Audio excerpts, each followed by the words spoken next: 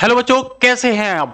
I hope, उम्मीद करता हूं सभी कुशल मंगल होंगे, खुशी पूर्वक होंगे। आपके अपने channel exam chemistry by Govind sir में बहुत बहुत स्वागत करता हूं, अभिनंदन करता हूं। बच्चों, जैसा कि आपको पता है, आपके एग्जाम, बोर्ड एग्जाम जो है बहुत ही जल्दी आने वाले हैं।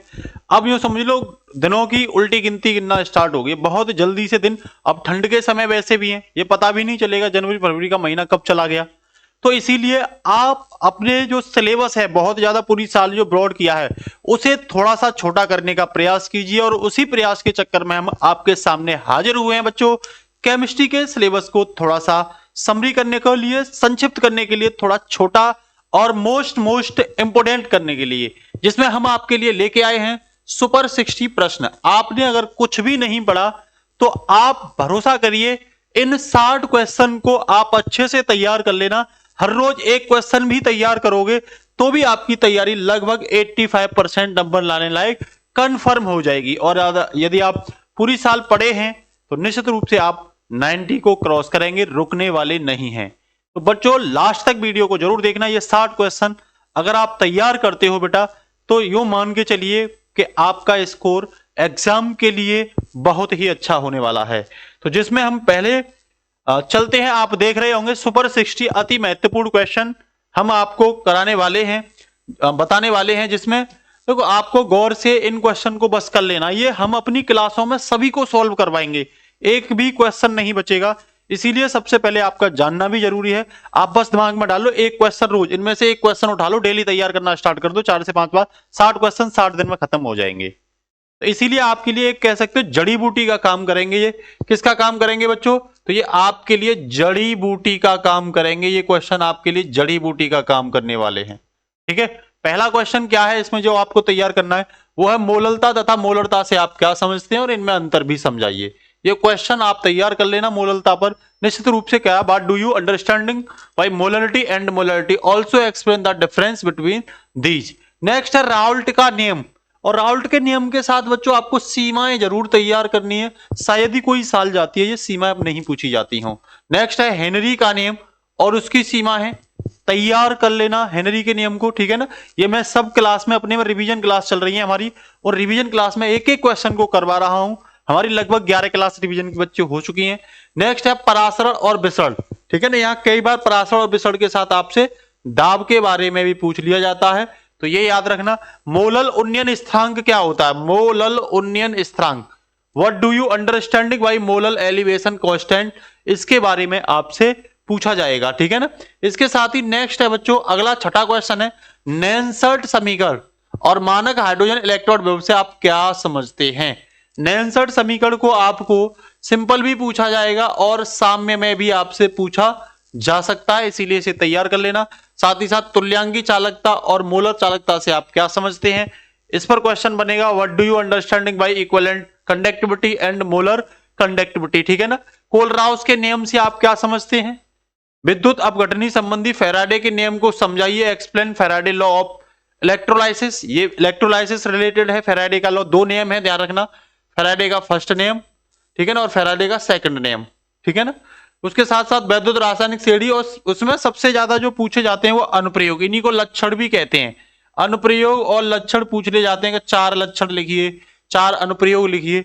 तो ये निश्चित रूप से आपको क्या करना है बच्चों, तैयार करना है। ठीक है ना, इसी के साथ आपसे पूछ लिया जाएगा अभिक्रिया के वेग से आप क्या समझते हैं। What do you understanding by rate of reaction. तो रेट ऑफ रिएक्शन तो कल की क्लास में भी मैंने पढ़ाया था।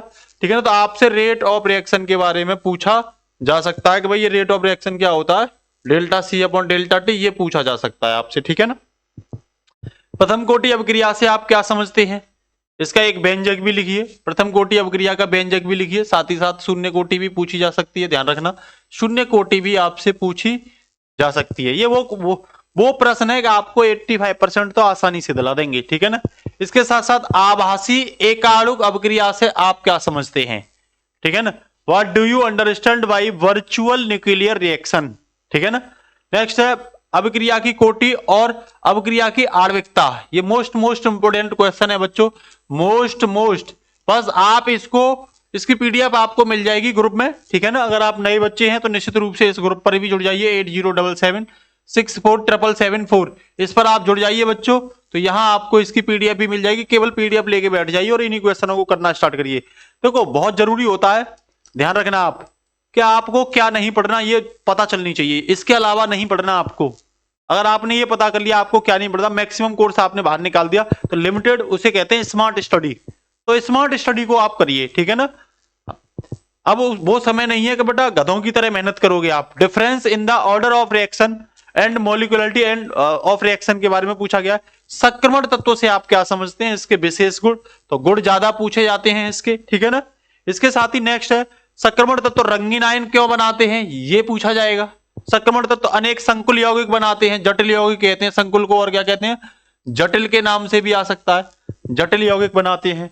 उपसय संयोजन संख्या से आप क्या समझते हैं, कई उपसय संयोजन संख्या को पूछा भी जाता है। साथ ही साथ यहां पे आपसे इनके उपसय संयोजन यौगिकों के आईयूपीएसी भी पूछे जाते हैं, ठीक है ना। कह रहा लीगेंड क्या होते हैं, उदाहरण दीजिए, तो लीगेंड आपसे पूछ लेगा। कार्बेल एमीन अवक्रिया, देखो ये अवक्रिया बहुत जरूरी है, कार्बेल एमीन अवक्रिया, राइमर टीमैन अवक्रिया। अगर मैं अवक्रिया की बात करूं आपसे बच्चों, तो ये देखिए मोस्ट इंपोर्टेंट रिएक्शन है। बच्चे कह रहे थे ऑर्गेनिक केमिस्ट्री बड़ा कंफ्यूजन, कोई कंफ्यूजन नहीं है, आप तैयार तो करिए इनको। तो मैंने लिखवा भी है, right the comment on the following reaction and also give the chemical equation. आपको बुटर्ज अवक्रिया पर फोकस देना है, आपको बुटर्ज फिटिंग अवक्रिया पर फोकस देना है, विलियमसन संश्लेषण अवक्रिया पर, इस साल 2024 में आने वाली रिएक्शन है। आपको सेंडमायर अवक्रिया पर फोकस देना है। साथ ही साथ हेलो एल्केन बनाने की 2 सामान्य विधियों को भी आपको लिखना है, हेलो एल्केन की, ठीक है ना। आपको फ्रीओन पर याद करना है, डीडीटी क्या होती है, हेलो एरिन पर संक्षिप्त टिप्पणी आ सकती है, हेलो एरिन क्या होते हैं, एल्कोहल के अणुभार बढ़ने के साथ जल में विलयता घटती है क्यों, ये पूछा जा सकता है आपसे, ठीक है ना। साथ ही साथ क्लोरोफॉर्म को रंगीन बोतलों में क्यों भरा जाता है, क्लोरोफॉर्म को रंगीन बोतलों में क्यों भरा जाता है बेटा, ये भी आपसे पूछा जाएगा। ल्यूकास अवकर्मक क्या होता है, चुनिंदा क्वेश्चन कर लो बच्चों, चुनिंदा क्वेश्चन कर लो, आप ध्यान रखना आपका काम हो जाएगा, ठीक है ना। क्योंकि और भी तो सब्जेक्ट हैं। किडवन अवक्रिया मोस्ट इंपोर्टेंट है, किडवन अवक्रिया मोस्ट इंपोर्टेंट है बच्चों, मोस्ट क्या है, इंपोर्टेंट है, ध्यान रखिएगा। इसके साथ आपसे पूछा जाएगा पावर एल्कोहल से आप क्या समझते हैं, पावर एल्कोहल पूछ लिया जाएगा। ईथर को रंगीन बोतलों में पूर्ण रूप से भरकर क्यों रखते हैं, ये पूछ लिया जाएगा। टोलन अवकर्मक से, ये क्वेश्चनों से आप अनजान होते हैं, ठीक है ना। टोलन अवकर्मक से आप क्या समझते हैं, रासायनिक समीकरण दीजिए, ये आपसे बच्चों पूछा जाएगा। तो ये 30 क्वेश्चन बेहद इंपोर्टेंट है आपके लिए। इसके साथ ही बेटा सिमिट अवक्रिया का रासायनिक समीकरण लिखिए। सिमिट अवक्रिया कई बार पूछी गई है, इस बार पूरा चांस है इसका पूछे जाने का, ठीक है ना, ये ध्यान रख लेना। कैनिजारो अवक्रिया को रासायनिक समीकरण सहित बताइए, तो कैनिजारो अवक्रिया आपसे पूछी जाएगी, ठीक है ना। इसके साथ साथ नेक्स्ट फॉर्मेल्डिहाइड और एसिटिल्डिहाइड में अंतर पूछा जाएगा। HBZ अवक्रिया क्या होती है, ये पूछा जाएगा। रोजनमुंड अपचयन, अगर अपचयन से पूछा जाएगा तो रोजनमुंड को पूछा जाएगा। हाफमैन ब्रोमाइड अवक्रिया क्या होती है, नाइट्रोबेंजीन का उदासीन माध्यम में क्या पूछा जाएगा, अपचयन पूछा जाएगा, ठीक है ना। इसके साथ नेक्स्ट है बेटा एमीन किसे कहते हैं, इसके 2 प्रकारों को उदाहरण दीजिए। एथिलेमीन क्षारीय प्रकृति प्रदर्शित करता है, कौन सी, क्षारीय प्रकृति प्रदर्शित करता है, क्यों, ये बताइए। मेथिल एल्कोहल एवं मेथिल एल्कोहल में अंतर बताइए। कार्बोहाइड्रेट पर जरूर क्वेश्चन पूछा जाता है, मोस्ट इंपोर्टेंट है। कार्बोहाइड्रेट पर निश्चित रूप से टिप्पणी करवाता है, कार्बोहाइड्रेट के सामान्य परीक्षण पूछ लेगा कई बार आपसे, ठीक है ना। इसके साथ साथ डीएनए और आरएनए को समझाइए, डीएनए और आरएनए ध्यान रखना, ये भी पूछा जा सकता है। डीएनए की कुंडली भी पूछी जा सकती है, ध्यान रखना। डीएनए की डबल हेलिक्स संरचना को भी पूछा जा सकता है। न्यूक्लिक अम्ल से आप क्या समझते हैं, न्यूक्लिक एसिड टॉपिक पूछा जा सकता है। ग्लूकोज तथा फैक्ट्रोज में अंतर पूछा जा सकता है। विटामिन क्या होते हैं, तो उनका क्लासिफिकेशन भी आपसे पूछा जा सकता है विटामिन का, ठीक है ना। साथ ही साथ प्रोटीन से आप क्या समझते हो, प्रोटीन पर टिप्पणी भी पूछी जा सकती है, प्रोटीन पर टिप्पणी भी बच्चों की जा सकती है, ठीक है ना। इसके साथ नेक्स्ट है अभिक्रिया के औसत तथा तात्क्षणिक वेग को समझाइए, इंपोर्टेंट है, रासायनिक बलगतिकी से है ये क्वेश्चन। कह रहा स्पष्ट कीजिए कि संक्रमण धातुएं तथा उनके यौगिक क्या होते हैं, अनुचुंबकीय होते हैं। मोस्ट इंपोर्टेंट क्वेश्चन है ये, हर साल किसी न किसी बोर्ड में बेटा जरूर आता है।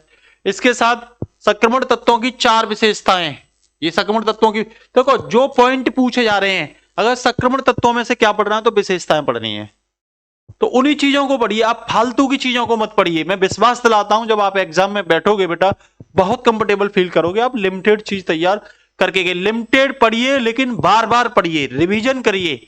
आप 10 टाइम रिवीजन करिए बेटा, आप 10 टाइम्स अगर रिवीजन करते हैं तो आपकी तैयारी बहुत अच्छी हो जाएगी। क्रोमाइड से पोटेशियम डाइक्रोमेट बनाने की विधि, डी और एफ ब्लॉक तत्वों से आप क्या समझते हैं, इनकी विशेषताएं लिखिए, ठीक है ना। साथ साथ पोटेशियम परमैंगनेट बनाने की विधि है, पोटेशियम KMnO4 जिसे कहते हैं, ये पूछा जा सकता है आपसे KMnO4, ठीक है ना।